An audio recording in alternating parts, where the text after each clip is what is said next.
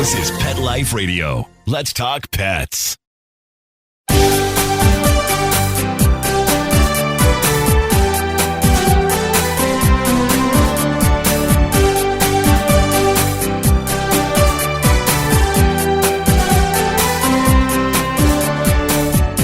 Hello and welcome to Working Like Dogs on Pet Life Radio. Thank you for joining us. We're your host. My name is Marcie Davis, and I have my new co-host with me today, my amazing new service dog, Fenway. As many of you know, Lovey has been my co-host for quite some time, and she has retired and is enjoying her retirement. So Fenway is my new dog, and he and I are excited to be with you to talk about our favorite subject, working dogs and working animals. And today we are welcoming Dr. Philip Tedeschi, and he is the Director, Emeritus and Founder of the Institute for Human-Animal Connection. And he's also a clinical professor there at the University of Denver Graduate School of Social Work. And Dr. Tedeschi is globally recognized for his expertise in the clinical methods of animal-assisted interventions.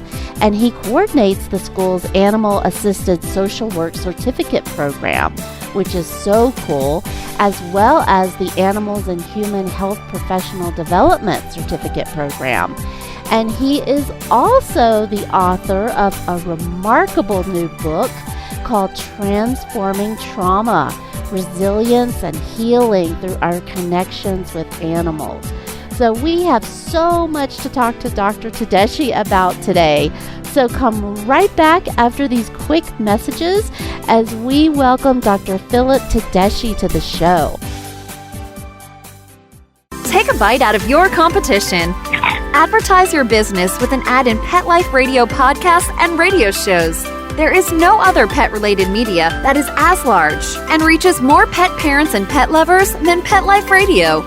With over 7 million monthly listeners, Pet Life Radio podcasts are available on all major podcast platforms, and our live radio stream goes out to over 250 million subscribers on iHeartRadio, Odyssey, TuneIn, Stitcher, and other streaming apps. For more information on how you can advertise on the #1 pet podcast and radio network, visit PetLifeRadio.com/advertise today.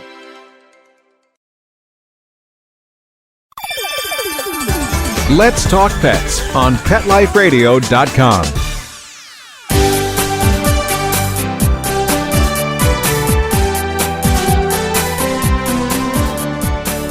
Welcome back to Working Like Dogs on Pet Life Radio.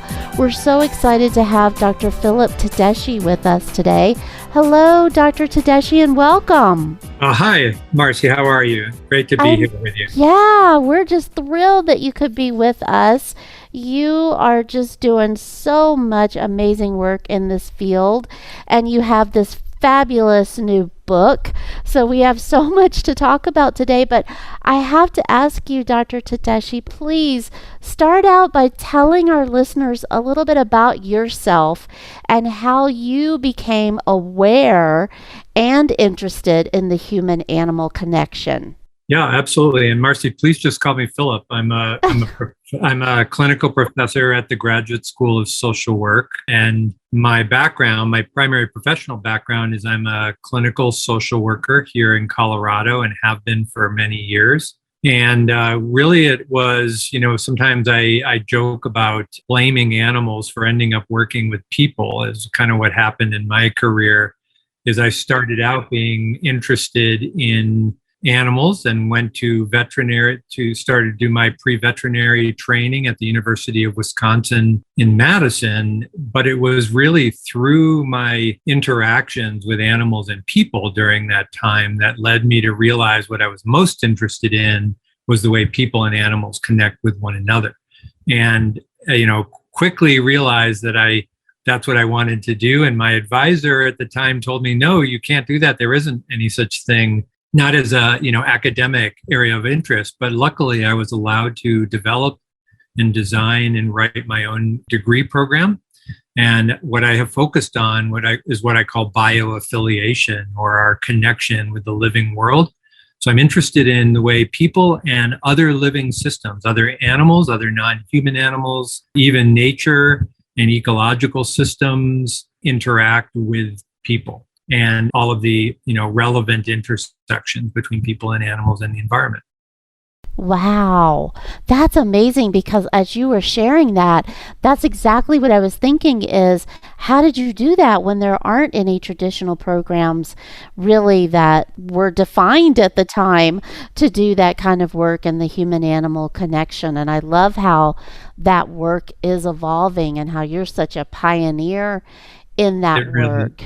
Yeah, it really has evolved. And I will say there were other persons in this field for quite some time, who have been pioneering important concepts like ethology or the cognitive and emotional lives of animals. In fact, one of my mentors and kind of biggest influences was Dr. Jane Goodall, who at the time when I was a graduate student was beginning to publish about the important work she was doing with the chimpanzees in Gombe National Park in Tanzania, and communicated with me about my interest and encouraged me to pursue this. And in fact, I've gotten the chance to meet and work with Dr. Jane over the years, and actually contributed a chapter to her 80th birthday book, which was really an honor to celebrate such a person. But we've had persons like Dr. Jane in the field who have been talking about what animals can teach us, and the fact that animals have these emotional lives that oftentimes, we don't fully recognize as human beings. And really that for me has been a tremendous inspiration behind my work. Yeah. Oh, how amazing to get to work with Dr. Jane Goodall. Oh, what a gift I'm sure that was for you. And I'm sure it was a life-changing experience. So I have to ask you, was it one dog or one particular animal interaction that you had that really made the light bulb go off and made your heart skip a beat, that you knew this was your path in life? Yes. Well, I've had many. I mean, I've been fortunate that my interest in human and animal connections has literally taken me all over the world at this juncture. So I've seen some of the most amazing ways in which people and animals interact. But maybe the vector, kind of the original probably moment that I can think of, is one of the days as a graduate student, I was responsible for managing the equine program at the University of Wisconsin in Madison at the time. And it was a therapeutic riding program. And I was asked if I would consider teaching a group of adults that had been recently deinstitutionalized, who were diagnosed with schizophrenia, how to ride horses. And at the time, that seemed, I probably knew a lot more about horses, frankly, than I did about schizophrenia at that stage of my career. But I agreed to do that. And it was really quite profound in that first interaction of watching these individuals climbing off this bus and coming into the barn, and then having them, begin to interact with these horses. It was really quite clear that there was transformations occurring right in front of you, and that you just could not explain, but you also couldn't deny. And that was really quite a profound observation. And I think many people in our field have these same experiences where they've seen an interaction between a person and an animal that literally is life-changing. And, my work has been really spending the last 30 years trying to explain what's going on there. And that's really the nature of the work we do at the Institute for Human-Animal Connection.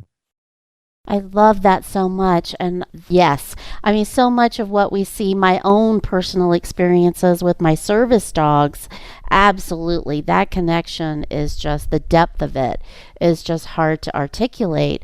But most of us have just had this experience and know it anecdotally. But what I love so much about your book, Transforming Trauma, is that you and your co-author, Molly Ann Jenkins, really have put down so much of what we all have felt and known, but you really have started capturing that and the whole industry, and really putting that into data and into documentation that can be used. Tell us about that and how you and Molly created this new wonderful resource. Well, yes, thank you for highlighting our book. We're really proud of it. We've yet to find a single typo in it, which makes me really happy. So I've always, that's always your fear right after it's published. But that book emanated out of a conference that we did. We run these conferences at the University of Denver out of our Institute for Human-Animal Connection called Animals on the Mind.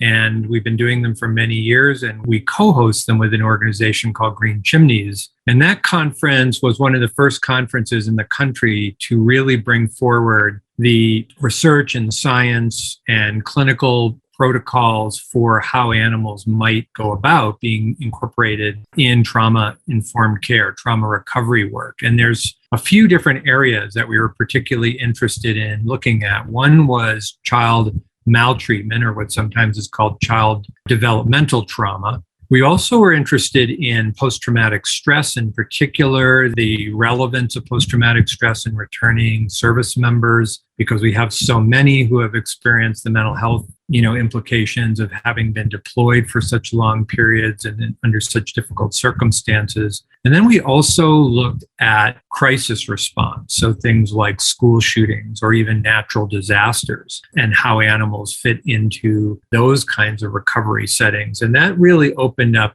just those three areas of trauma, and there are others, opened up a tremendous dialogue across the planet, really, with other persons who were seeing the roles that animals could play in this regard. And it was also with my students. We're a graduate school and one of the largest graduate programs specializing in this area. And over the years, I've had many students come up to me and say, I selected this program because animals saved my life. And I knew this is what I wanted to do because, they were their own proof of concept, that they had a dog that helped them get through their parents' divorce or a loss in their family or other, traumas. And so often it was really in these very personal discussions and dialogue that we realized the significance of this topic.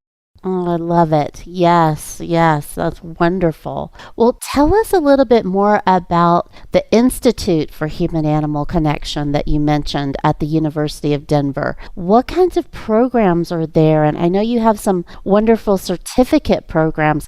Tell us about that and who those programs are really designed for. Yeah, absolutely. It's really our pride and joy. The Institute for Human-Animal Connection has been around for several decades. We were the first academic program that was housed in a school of social sciences, as, let's say, compared to the human-animal bond academic centers that emanated out of a veterinary program. So we're really looking at the human-animal connection, not just through the lens of veterinary medicine and animal well-being, although we're very interested in animal well-being. We're also interested in the relevance of our connection to animals from the standpoint of the social sciences and social science-informed questions, things like health and wellness and risk and resilience, and how animals in our lives, improve our families and our communities and those sorts of things. If people are interested, they can find us at socialwork.du.edu/human-animal connection, or if you just search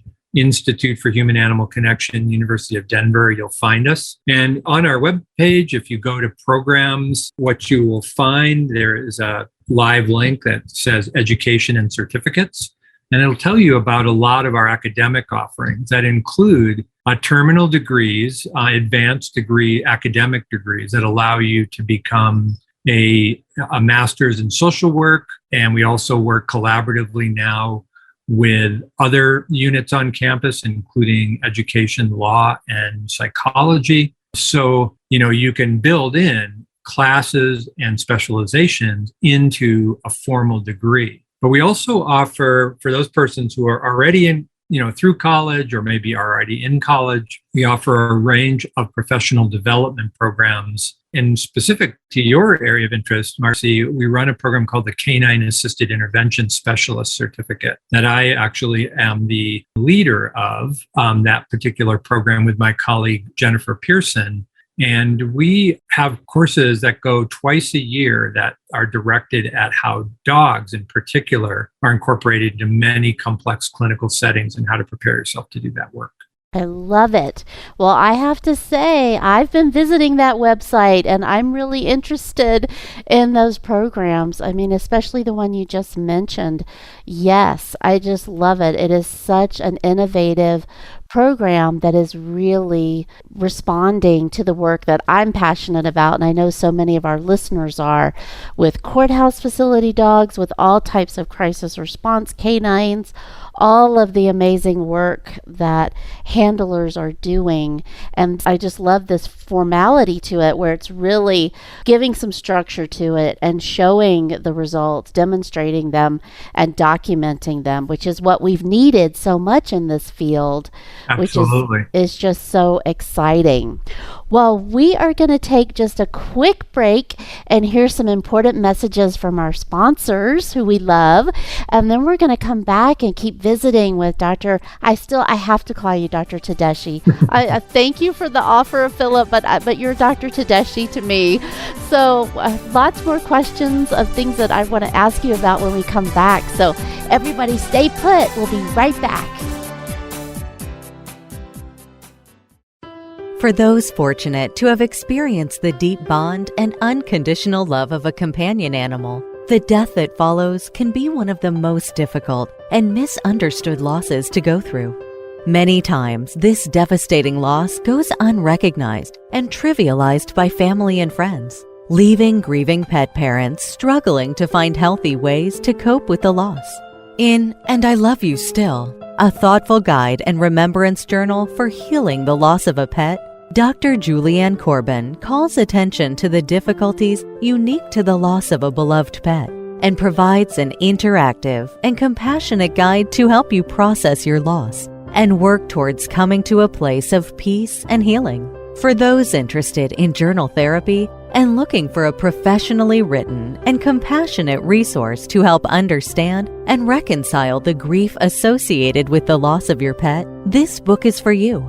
And I Love You Still, a thoughtful guide and remembrance journal by Julianne Corbin, is now available for purchase on Amazon and other major book retailers. Let's talk pets Let's talk pets on Pet Life Radio. Pet Life Radio. PetLifeRadio.com.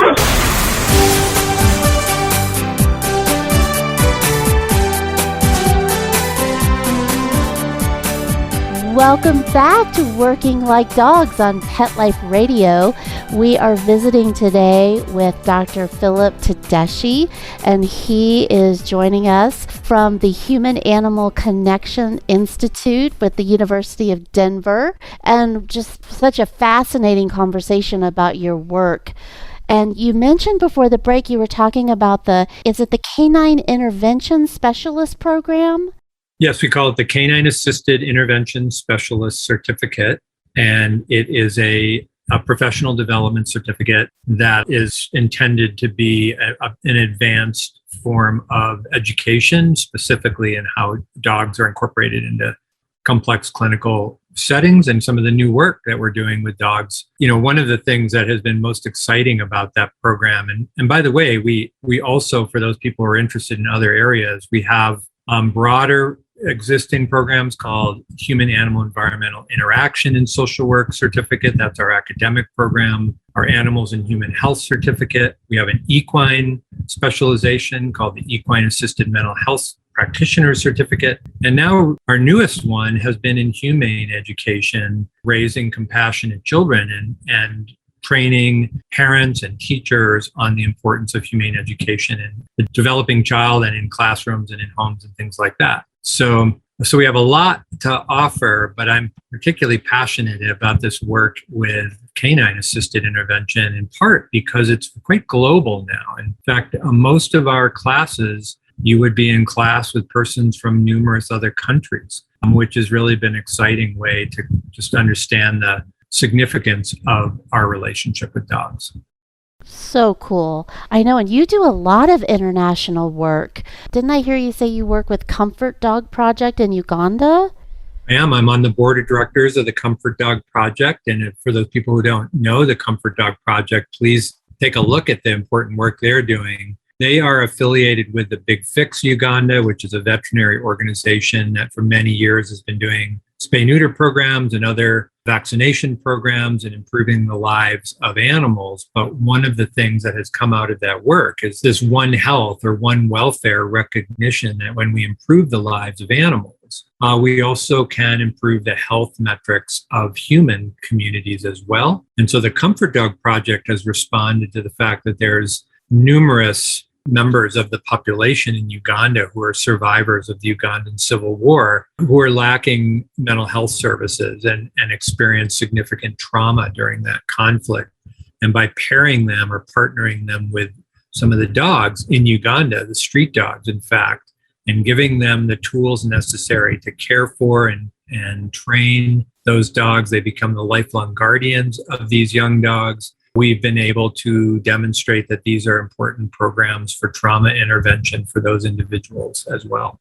That's wonderful. And you've done work with prison-based dog training programs too. Yeah, we sure have. Our institute and our research team there has been doing a really deep dive into the existing programs here in the United States, but that also has led us abroad as well. And it's been an interesting opportunity. In fact, if you're interested in prison canine programs in particular, you might be interested in our research that you can find on the HSUS repository, research repository for free. You can just download that for free. But that document led us to working with colleagues in the Middle East, where we assisted in the development and implementation of the very first prison canine program in northern Israel, right along the Syrian border. And that's been a fantastic and very interesting project, in part because it's also quite, atypical for those communities, that dogs aren't always considered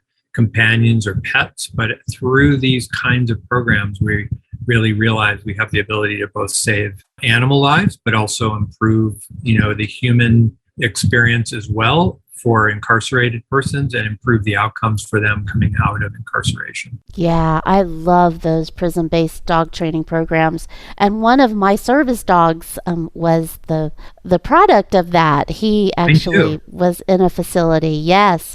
Whistle. Yes, he definitely was in that program, and he was phenomenal in his work performance. And I always attribute that to the person who was incarcerated that trained him and put so much into his service dog training. So I think those are wonderful programs for so many reasons, and just love to support those. So I'm so glad that you're working in that. And I have to ask you, Dr. Tedeschi, what do you see as the future of this work in this new industry, in the human-animal connection? What do you see for the future? What a great question. A dangerous one, by the way. That could get in a lot of paths, Marcie.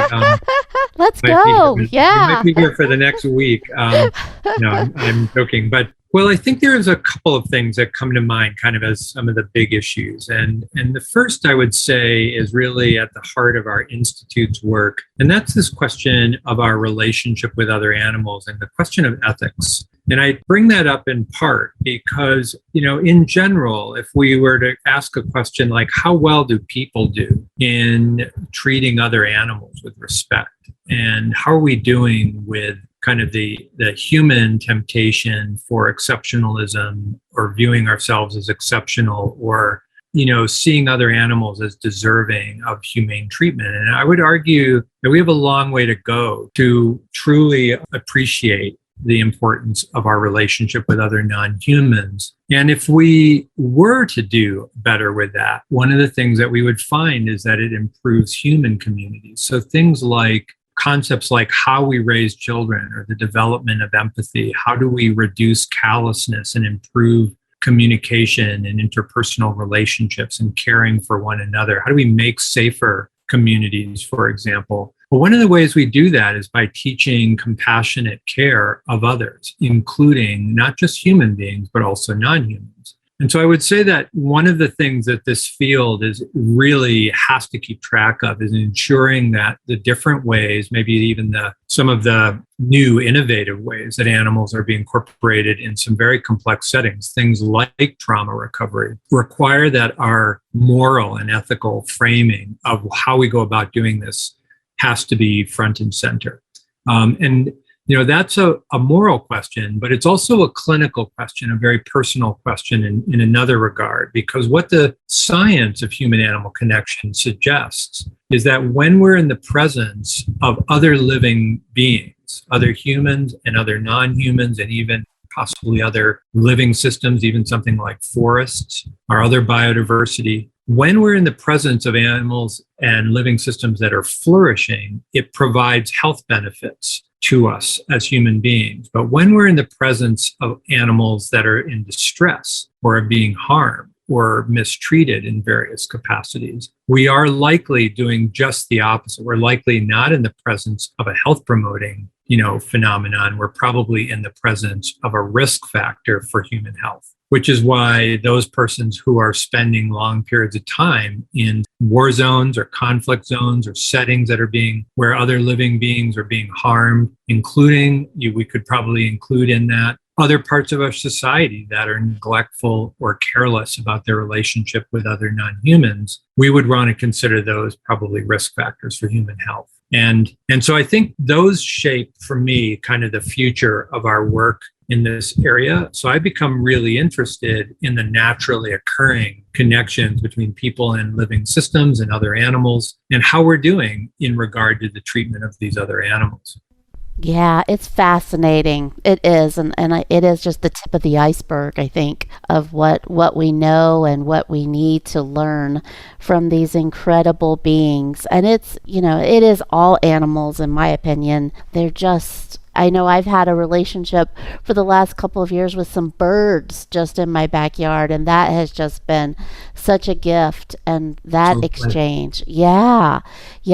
We even know that bird watching is a great example of a human-animal interaction that has tremendous therapeutic benefits, can improve self-esteem, for example, and creates this phenomenon that we call, not dissimilar to like when you're on a safari or when you have an amazing opportunity to encounter an animal in a natural environment.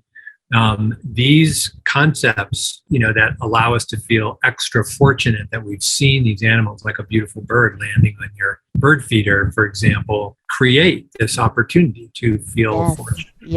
And so they have therapeutic benefits, actually. Absolutely. I mean, as a person with a disability, hiking is not really an option for me, but my husband and I have created this amazing little habitat in our yard, and the animals that come, and yes, I feel like I'm out on an amazing hike and getting those experiences, and I'm not leaving, the sidewalk. But it is absolutely. I could not agree with you more. The living world is all around us, and encourage, I hope that our field of, let's say, promoting the work that we do with our awesome dogs doesn't start and end with dogs, but maybe opens up conversation about the value of biodiversity protections, the animals that we don't always see sometimes because they're nocturnal, or insects, or things that, for example, some people may not necessarily see as highly valued, are really important to the health of our planet. And and even as you're describing, Marcie, things like presence of birds and other wildlife. Some people would say squirrels are the coolest, because they're quite amazing, very good parents, for example, and work hard to raise their children. We can learn a lot from their, ingenuity and their hardworking qualities. Those are also things that build social capital in our communities and allow us to value them alongside the companion animals that we put a lot of emphasis on. Yes, they're all a gift, and I could not agree more. And they certainly bring so much enrichment to my life every day, absolutely. And it is not that difficult if we just open up our awareness and just be open to it and appreciative. Boy, what gifts.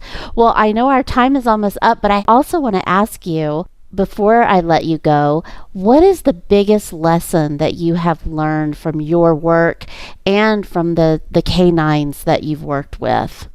That's such an important question. Well, I would say, just in the last year and a half, that when we've been all undergoing this worldwide pandemic, one of the things that is absolutely clear is that, one of the most dangerous mental health conditions that we treat routinely as social workers and as mental health clinicians is isolation and loneliness. And that turns out to be an important segue into why our companion animals are so central to our lives and so important in our lives. And we've seen this uptick in adoptions and fostering and people bringing animals into their lives. And I think a big part of that is persons realizing that they are important relationships. Some of our most reliable relationships aren't always with other people. They sometimes are with our animal friends. And it turns out that social support, which we know is critical for human health, doesn't have to be a human being in order to provide